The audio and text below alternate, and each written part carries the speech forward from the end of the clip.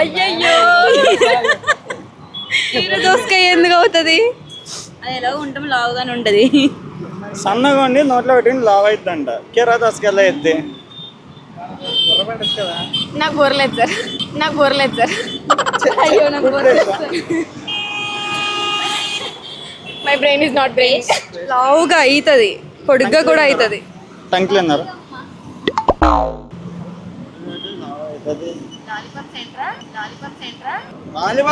సన్నగా అయిపోద్దిగా. అవును అది ఉన్నది. పొడుగ్గా అవుతుంది. ఓకే, మీకు ఏమర్థమైందో చెప్పండి ఒకసారి. మాకు ఏమేమో అర్థమవుతుంది, చెప్పలేకున్నామండి. అది చెప్తే బాగోదు మరి. అర్థం కాలేదు.